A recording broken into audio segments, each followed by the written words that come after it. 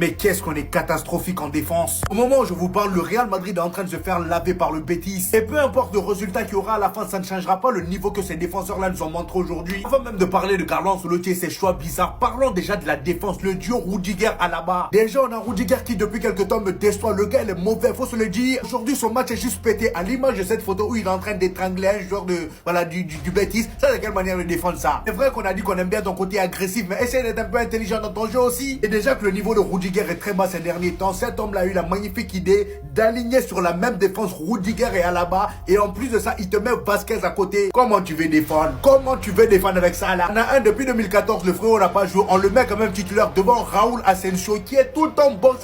C'est ça, moi je comprends pas. Carlo Ancelotti, j'espère que tu l'as mis au banc pour le mettre titulaire face à l'Atlético de Madrid, parce que sinon je comprendrais pas. Dans un match aussi important, comment tu peux mettre Raúl Asensio au banc? Je comprends pas. C'est tout le temps la même histoire, tout le temps la même chose. On répète, mais le gars il n'entend pas. Aujourd'hui, il décide de le mettre au banc et on se prend une douche froide. Voilà, j'espère qu'on va égaliser d'ici la fin. Et même si on égalise, ça changera pas le fait qu'on a été éclaté défensivement. Sur coup de pied arrêté ces derniers temps, même on est tellement fébrile, on fait que se prendre des buts sur corner. Voilà. Et en plus de ça, vu que c'est compliqué défensivement, Carlo Ancelotti te sort à la balle, il te fait rentrer Camavinga au lieu de faire rentrer Raúl Asensio. Et il fait quoi? Il te met Camavinga au milieu et il fait reculer Tchouaméni en défense. Quelle idée!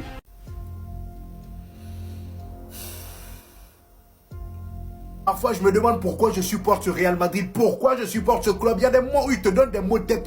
Non. 2-0 face au Real Betis. Dites-vous que là, on va passer troisième si l'Atlético de Madrid gagne et le Barça gagne demain. Armand, là, j'ai même envie de dire, si on fait pas attention, on peut oublier la Liga. Là où tu vois qu'on n'a pas de chance sur ce coup-là, comme par hasard, c'est à ce moment-là, au moment où il faut pas perdre des points, qu'on affronte le Betis Prime, qu'on affronte le Isco Prime. Mais Isco, toi aussi, t'es un traître. Quand t'étais au Real Madrid, je te voyais pas cavaler comme ça. Comment aujourd'hui, du début jusqu'à la fin, le frérot, il faisait que courir. Il termine homme du match pour moi. Buteur et passeur décisif aujourd'hui. Il a mélangé tout le milieu du Real Madrid. Il y avait, carrément, j'avais l'impression que le Real Madrid, on jouait sans milieu. C'était que attaque-défense. À part Brahim Diaz qui se l'a donné un peu pour faire quelque chose de potable. Le reste, là, c'est zéro. Et le plus inquiétant même, c'est l'attaque. Oh, Kylian Mbappé, il a été fantomatique. À part l'action sur le but de, comment ça s'appelle, de Brahim Diaz. Là, Kylian Mbappé, aujourd'hui, c'était le néant. Carrément, on l'a sorti, il se mettait à bouder. Vinicius, j'en parle pas. Lui aussi. Oh non, Vinicius, toi, aujourd'hui même, tu m'as déçu. Lui, là, en plus de ça, il va falloir penser à lui donner le brassard. Parce que dès l'été prochain, apparemment, il n'y a personne qui a le droit de parler à l'arbitre, à part le capitaine. Je pense que Vinicius, si on ne lui donne pas le brassard, on est foutu. Voilà.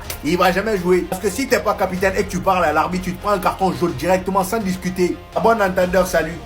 Aujourd'hui, je reçois mon homeboy, entrepreneur, footballeur, homme de cœur, passeur, buteur, célébreur. Isco, merci d'être dans le football. PDG, let's get it! Quel match du patron. Isco, c'est le football. Voilà.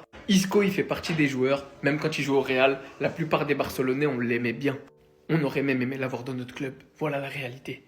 Isco, c'est le football. Avec un grand F. Je suis prêt à lui payer un psy tous les jours que Dieu fait pour voir cet homme jouer, pour voir cet homme toucher le ballon. Pour ceux qui ne sont pas au courant, Isco il s'est déjà exprimé là-dessus. Il avait perdu de l'intérêt pour le football. Il a fait une dépression. C'est d'ailleurs pourquoi il s'était un petit peu exilé du football, des gros clubs avec toute la pression que ça peut engendrer, et qu'il est retourné entre guillemets qu'au Betis Séville. Aujourd'hui, il est épanoui. Il nous propose du football. Pour ceux qui regardent les matchs du Betis, savent qu'Isco, c'est un très grand joueur de football. Il a juste pas envie de chercher plus. Aujourd'hui, il l'a démontré face au Real, son ancien club.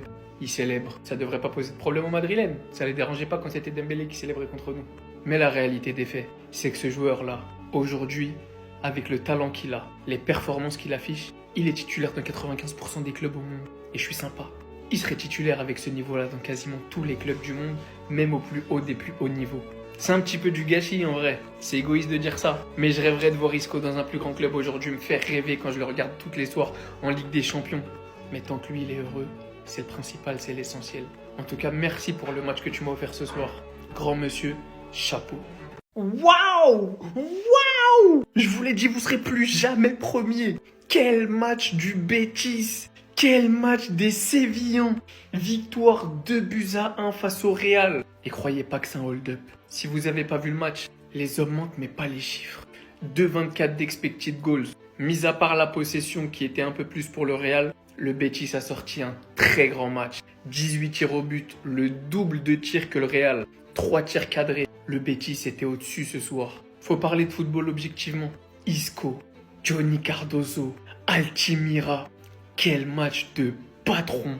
Le milieu du Betis a éteint, je dis bien éteint, le milieu du Real. Juste pour que vous compreniez à quel point le Real aujourd'hui a été en dessous, s'est fait dominer.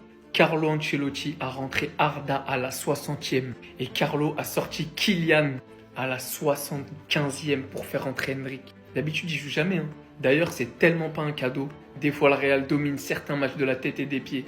Ils n'ont pas de temps de jeu ou une petite minute par-ci par-là pour Endrick. Aujourd'hui, dans un match aussi compliqué avec autant d'intensité, tu les jettes au loup. J'ai pas aimé, j'ai pas trouvé ça cool envers les jeunes. Mais c'est que mon avis.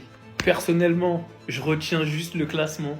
Le Real pourrait dès ce soir perdre sa 2e place pour laisser sa place à l'Atlético qui pourrait prendre la tête du championnat temporairement. Et le Barça, avec un match de retard sur le Real pour le moment, pourrait tout simplement être seul à la tête de la Liga. Ça, c'est ce qu'on appelle une bonne journée.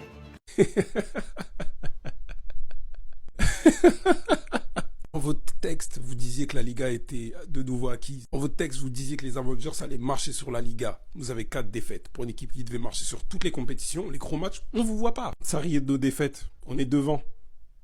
Faut montrer encore ton téléphone avec le classement. Rudiger. Faut rigoler encore. Isco. Vraiment. Habitez quoi. Vraiment. On est reconnaissant.